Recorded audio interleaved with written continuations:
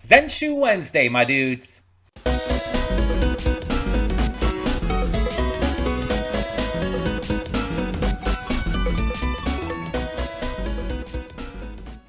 Hey everyone, welcome to Prince of the Gay. I'm your host Connie, and today we are here with episode 3 of Zenshu. And I am excited because I'm really loving this series. Honestly, so much more than I thought, even after episode 1, which I really enjoyed. Um, episode 2 really hooked me in, and I've just become kind of obsessed. I changed my phone wallpaper to Zenshu.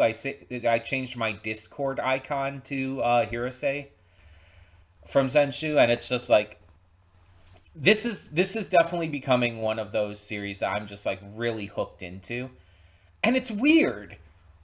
It's weird because it's an isekai. And yeah, there's some isekai that I really like, some isekai that I'm into, but for the most part, it's a genre that I've never been huge with. And let's be honest, it seems mostly by the numbers in terms of it how isekai it is.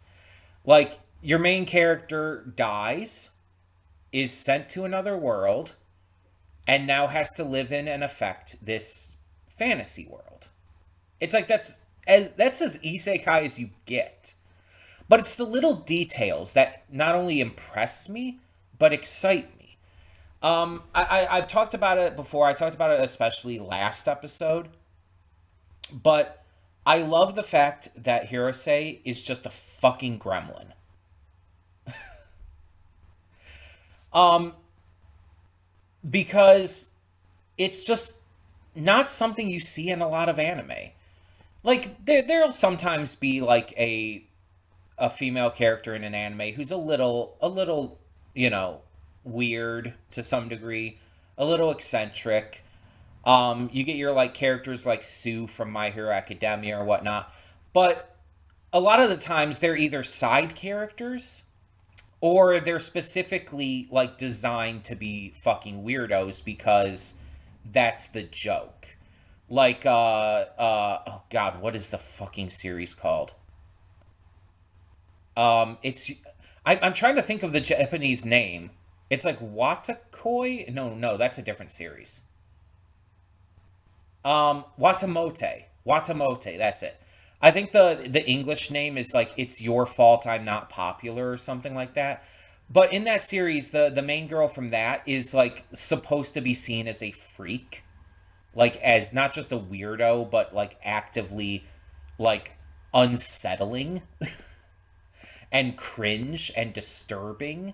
That's the joke. That's the entire intent.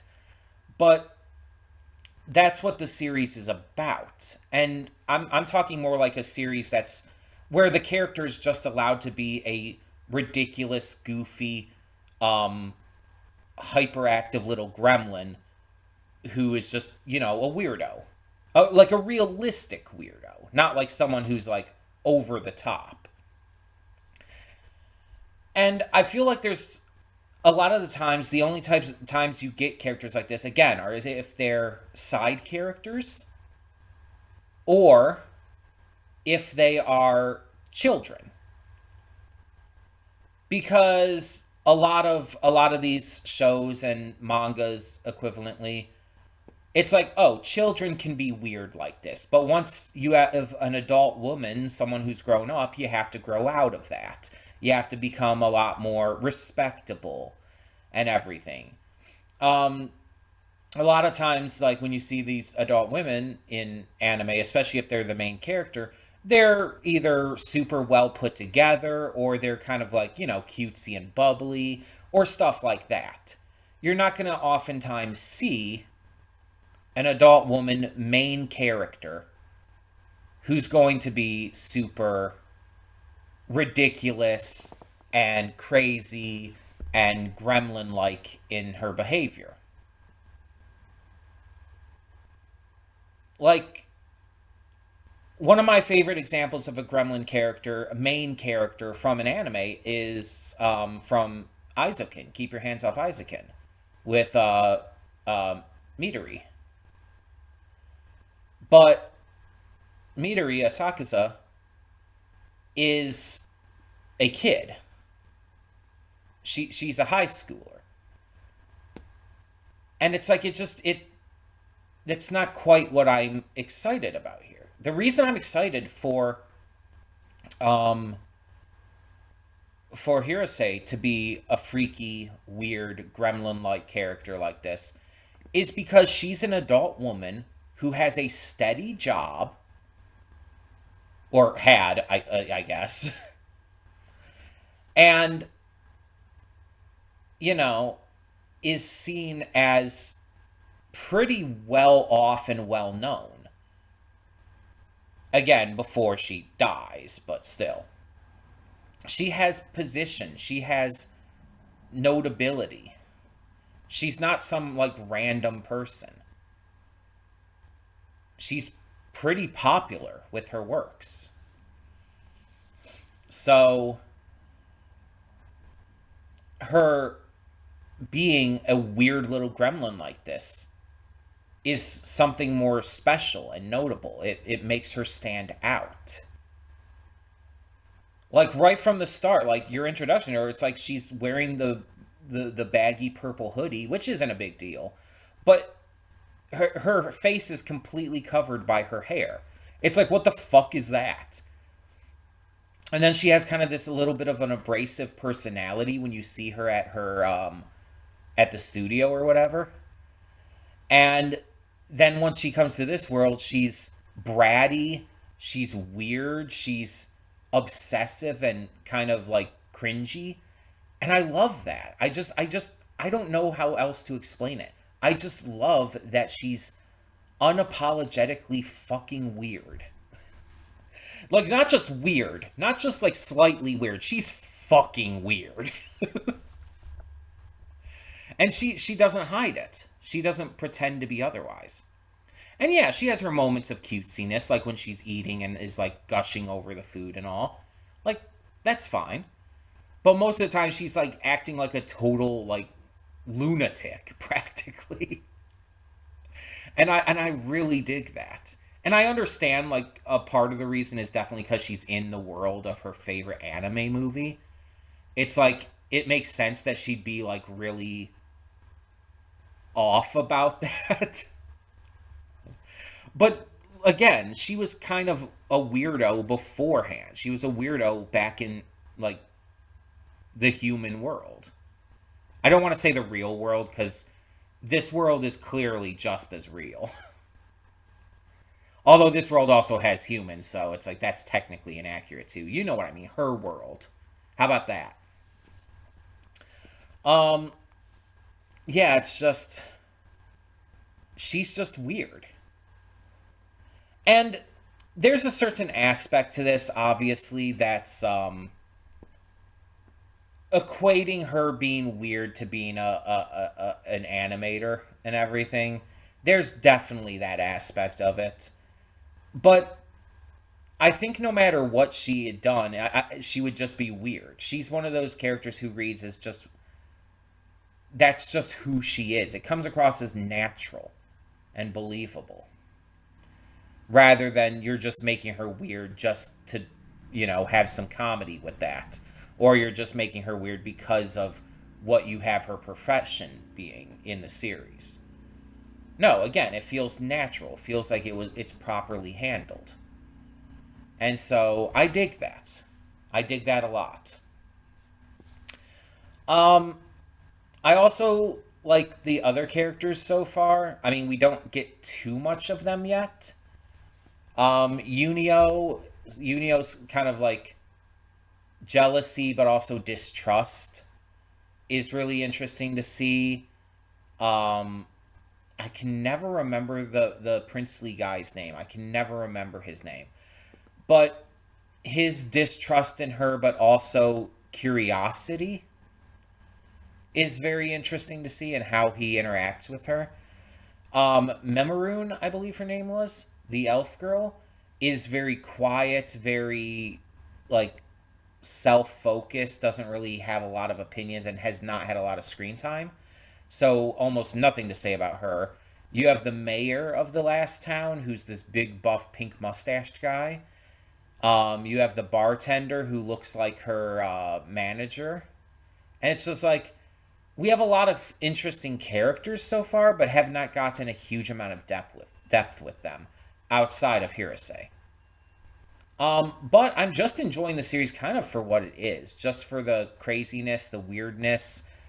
Hirose herself is just such a instantly likable main character. If you're into main characters who are super weird, which I am. It's just, I love the kind of energy this series gives off. Because the story isn't like anything extremely special. It's mostly like Hirose's character and the animation being needlessly good. Which Mappa. But that's where a lot of my excitement for this series and a lot of my hype comes from. Just those few couple things. And sometimes that's all you need. Like, a series doesn't necessarily have to be the best series out there. It doesn't have to have the best quality everything to be a series that you can enjoy. You can enjoy a series just for doing one thing really, really well. um, it's just, sometimes that's all it takes. Like, when I watch, like, Nichijou, for example, I don't watch Nichijou for the plot. I don't watch it for depth of character. No, I watch it because it's fucking hilarious. It's the funniest show I've ever seen. I'm not even kidding you there. It is the funniest show I have ever seen. That is why I watch Nichijou. Purely for the comedy. Nothing else. And not that everything else is necessarily bad. The art style's cute. It's nice. It's fun. There is good character work. It's just not very heavy with it. There's not a lot of depth. It's very simple character work, but it's still good. The stories of the series are just there. They exist, but they're definitely not the focus. The comedy is the one reason I watch that series. And so the fact that there's already more than one reason I'm watching this and I'm enjoying this is already saying something. Like, that's a big deal, I guess. Let me just enjoy this, okay? Let me just enjoy this series for what it is. Now, with the first two episodes, after getting transported to this world, it's mostly just been her kind of gaining the trust of the people there while also showcasing her and figuring out her powers in relation to fighting these creatures. These bug-like monsters. And so I'm hoping that the formula starts to change up a little bit, just to be a little bit different. And I think it will. It seems like the kind of series that will change the formula as it goes along. But in the meantime, let's just get into this and see what this episode has in store for us. Hold up just a sec. Before you click that link down in the description below to get to today's video, I want to remind you of all the awesome content we have both on this channel and the Princess of Gaming channel. Let's check it out.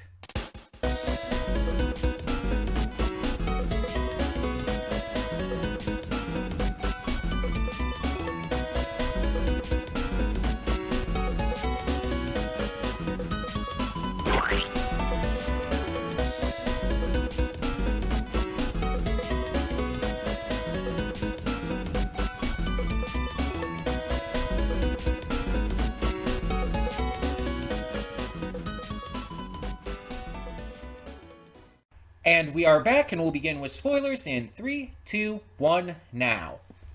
So, if you remember a little bit ago, like, I don't know, like a couple weeks at this point, I think, I did a first impressions showdown, and one of the reactions in it was for Shangri-La Frontier.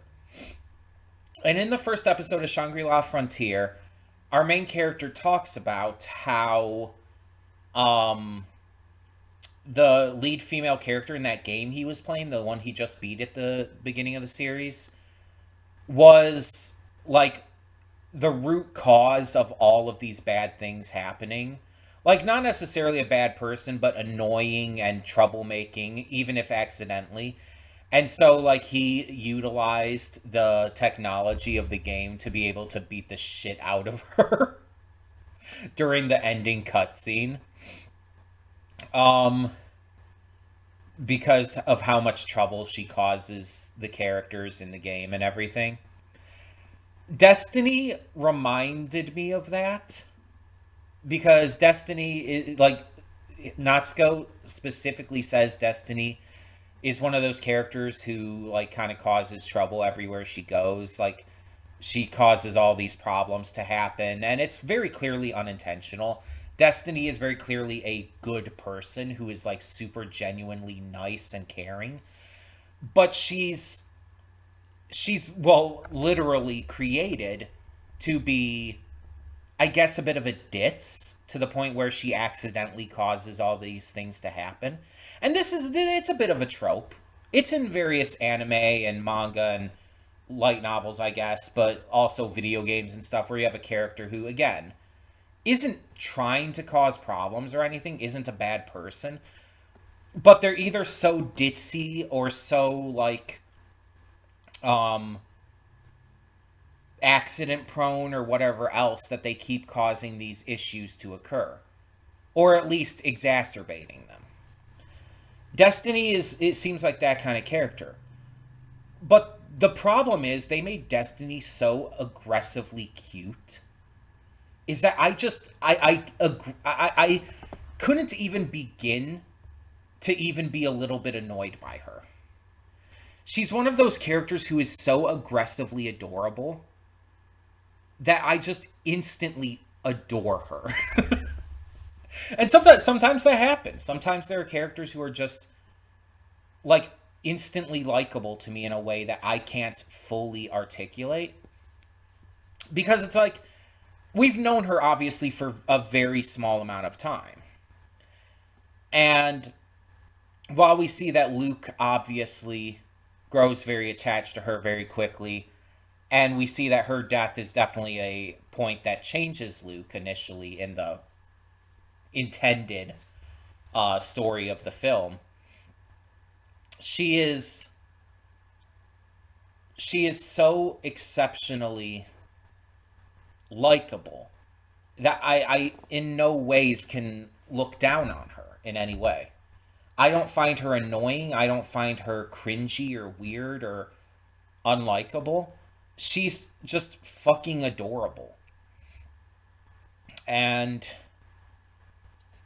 like I love that she's become obsessed with Serval Mask and is now like dressing like him. Like that's so fucking like funny and adorable. And she is also very clearly the fan service character. Just super blatantly. Like in her original outfit, she like had like almost this genie like outfit on, like it very much reminded me of Shantae. And her tits are just popping out all over the place. They look like they're gonna completely like burst out of her top. And now she's just wearing like this sexy wrestling gear, and she's surprisingly fit. Like you see her body at the end there, and it's like she actually has some muscle definition. She's not like I wouldn't call her like average bodied. And I don't know if that's just like due to like this world being a more fit type of world or her like, I don't know, running all over the place constantly, but she does have some fitness to her. She's not like super muscular or anything, but she's toned, I would say. Um and maybe that's even newer. Maybe like she started like exercising and working out more after seeing Serval Mask. Which it's really funny because it's based on I wanna look this up real quick because I want to make sure I get the information right. But Tiger Mask, like I said in the reaction, is a real wrestler who has been portrayed by various people. There's various people who have been Tiger Mask. Let me see if I could show this to you real quick. I have to turn down the brightness on my screen. This is Tiger Mask. This is a real professional wrestler, again, who has been portrayed, the character has been portrayed by multiple people. It's basically it's a character, and various people have worn the mask and taken up the mantle. The original was Satoru Sayama in 1982, so it shows how long ago it's gone back. Um, and I'm trying to find. And yeah, there was an anime series called Tiger Mask W that I actually checked out. Um, but Tiger Mask has even been portrayed by Kota Ibushi, who is a really big name Japanese pro wrestler. Here's all of them. So Tiger Mask 1 was Satoru Sayama. Tiger Mask 2 was Mitsuharu Misawa. Tiger Mask 3 was Koji Kanemoto. Tiger Mask 4 was Yoshihiro Yamazaki. Tiger Mask 5 was Ikehisa Minowa.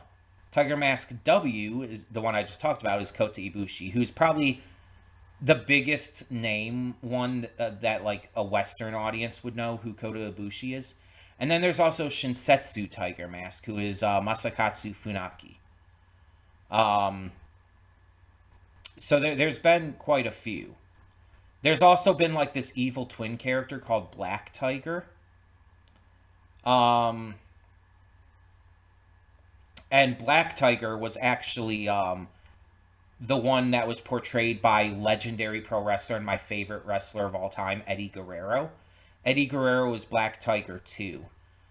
But yeah, it's like it's like this big Japanese pro wrestling character that has existed for quite a while, and obviously Serval Cat Mask is based off of Tiger Mask very blatantly. I really love it. I absolutely love that. As a pro wrestling fan, it's just really cool to see that just out of nowhere. Yeah, this episode was definitely meant to introduce Destiny, though.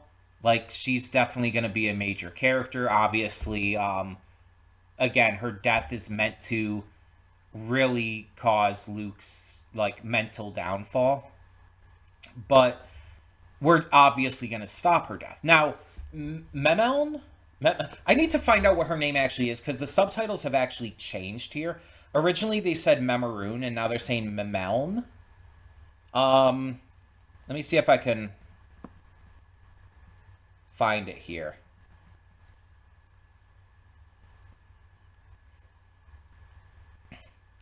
Okay, so like Memeroon is like how you say it, I guess. But Memeln, spelled Memmeln, is how it's like spelled, I guess. So, yeah.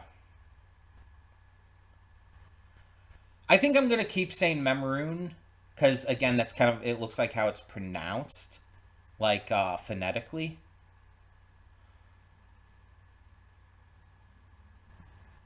So I'm gonna go with that. Um, so she might be a bad guy. It's unclear because she was clear. We saw the. Oh my god! It said what it was called, and now I can't remember it. The. Oh my god! That's gonna bother me. Monsters in Zenshu.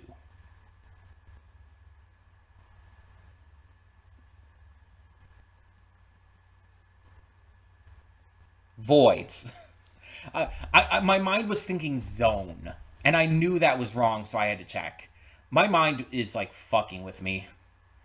But yeah, the voids. We saw the void coming into the city, and it looked like a small thing, but then we saw Memeroon come up towards it and like start using some magic, and it's like it's unclear what she's doing. But then obviously we end up seeing the second priest, who is in reality one of the voids in disguise.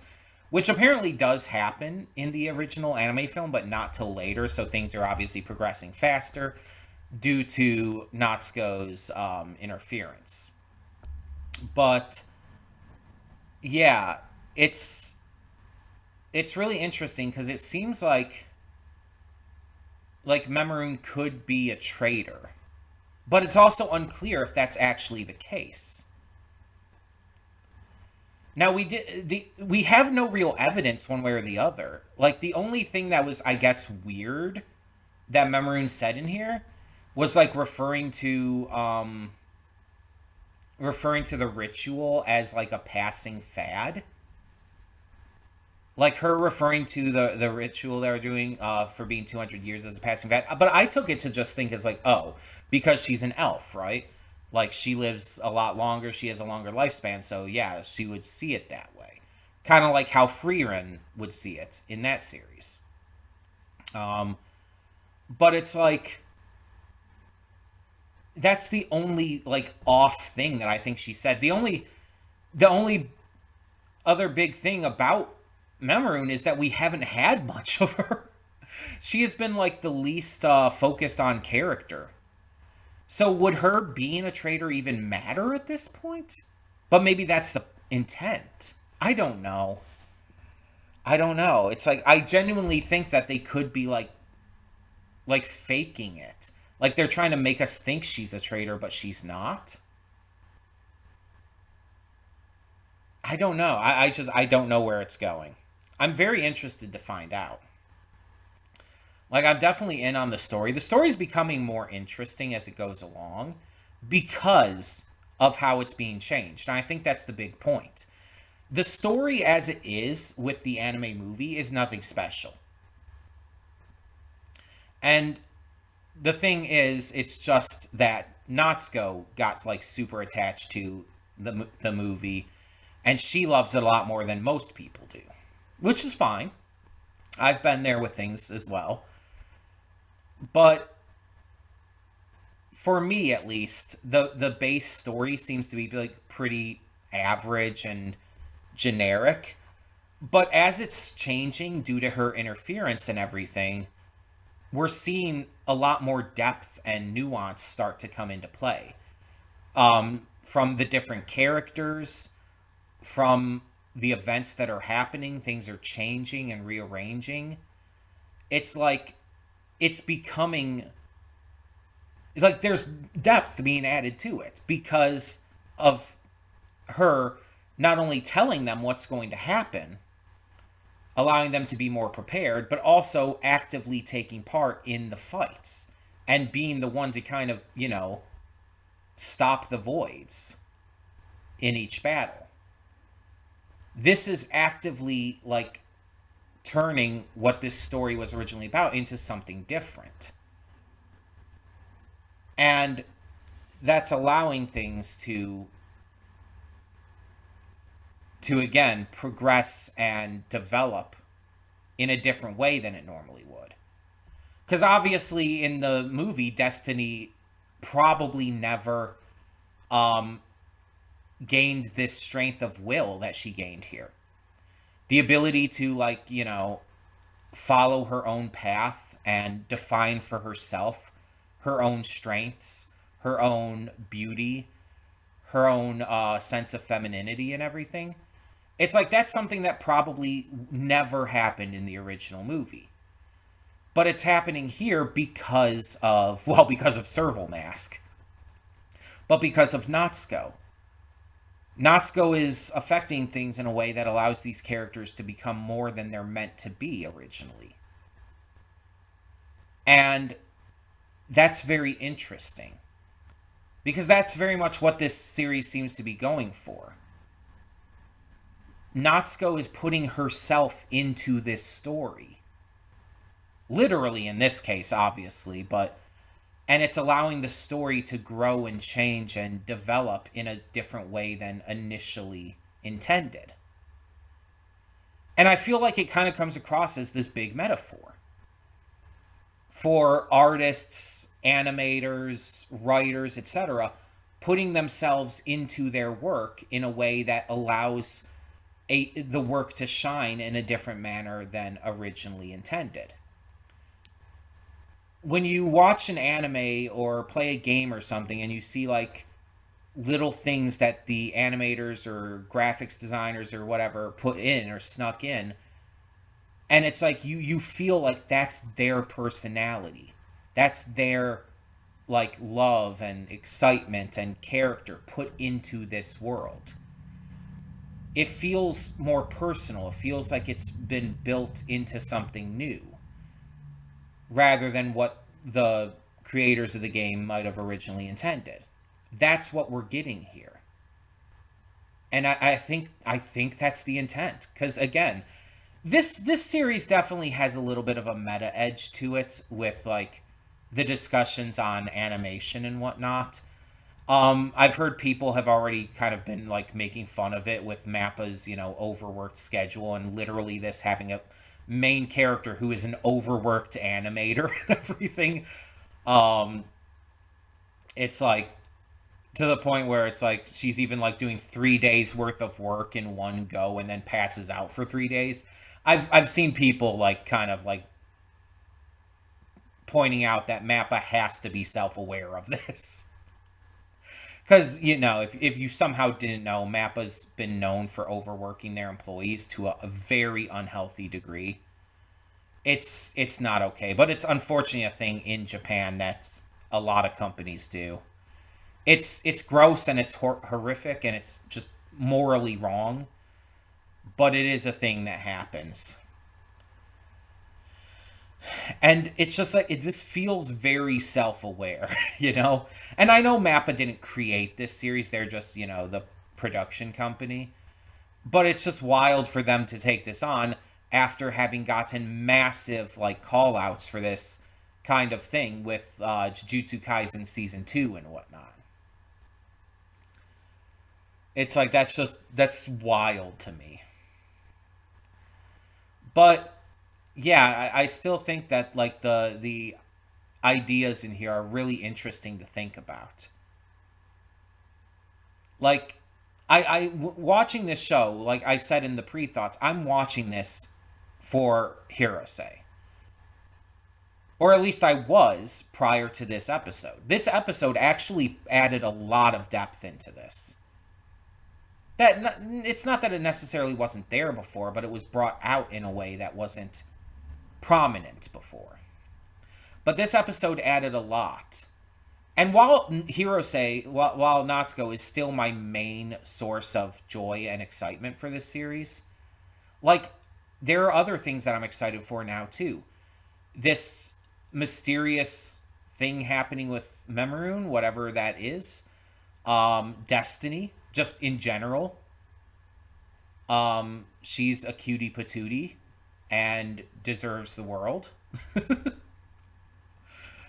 um, I enjoy the recurring gag with Natsuko grabbing Unio by the horn and spinning him around like that. I just enjoy that that's been in every episode, sometimes multiple times.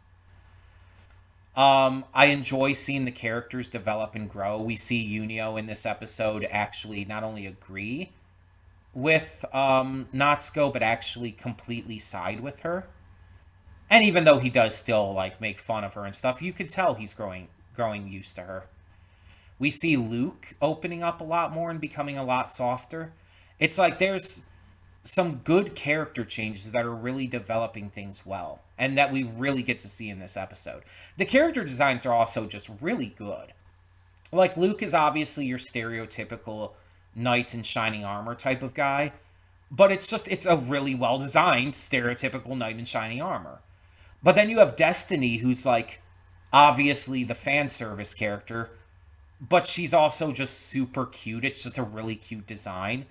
And then after she like starts emulating Serval Mask, it's like just a pure upgrade. It's just so much better.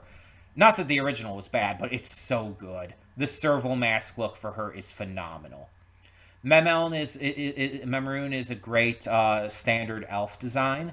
The little robot dude, I can't remember his name right now, but he's got a pretty fun design that very much feels like a lot of ancient architecture, but also very much futuristic. Like it's something that you could also see existing like in Egghead Island in One Piece, which is technically past technology but looks futuristic. um, Even the mayor's design, this big buff dude with the pink mustache, like wearing very revealing clothes, which I guess that's where his daughter gets it from. um, but even his design is so unique and interesting. It's just so well done. And even the chairman, I believe is what his position was. Like the incel. Let's just call him what he is. He's an incel. Like he's literally saying in here, it's like, oh, you can't become my bride, my ninth wife, unless you dress a certain way, style your hair a certain way. It's like he's an incel. It's like just straight up. Um, but even his design is very interesting, very well made and unique. Also, I guess polyamory is a thing in this world, so there's that. Which, by the way, I have no issue with. Just want to make clear, I think polyamory is completely fine if it's consensual. Um, it doesn't hurt anybody. Again, as long as it's consensual. So, him like having eight wives, looking for a ninth, is not necessarily a bad thing. Though I will admit, it does make me think of the celestial dragons in One Piece, who take on slave wives and all. Ugh. I'm just thinking of One Piece a lot because, yeah, it's me. But it's just like thinking of that kind of stuff specifically, it does give me a massive ick because it's the celestial dragons, and if you don't get a massive ick from them, you are fucked up. Um, but yeah, it's like I'm very curious to see like if that character even returns. I'm really unclear if he's gonna actually be more of a character or not. It's hard to say. I don't remember if he was in the opening at all. Um, I think I think Destiny was. I would have to see it again, but I don't tend to like super heavily analyze the openings. I just don't do that in general because possible spoilers. I watch them as I watch them, just casually. But I just I really like how they're developing this series. It feels like it's growing in such a good way. And that's what I want to see more of with this. Like, don't get me wrong, I would have been fine if this just continued to be the Natsuko Hirose show and just allowed me to like be in love with her little gremlin ass energy. But I want it to develop. I like that too. Also, it's like I love how she's just walking alongside that wall, just like practically singing to herself, like "I got meat, I got meat." It's like that is such gremlin ass energy. I love it. Also, kind of just me. um, she is a heavy eater though. She really loves food. That much is pretty clear. Especially this food, which, mind you, it looks like really good food. And I do like that she offered Baoba, I think her name was. I like that she offered her some. That was nice. It shows her character. But yeah, this was another great episode. I'm like really into this. And I'm excited to see what happens next time. So thank you all so much as always for tuning in. I'm Connie and I'm signing off. See y'all then.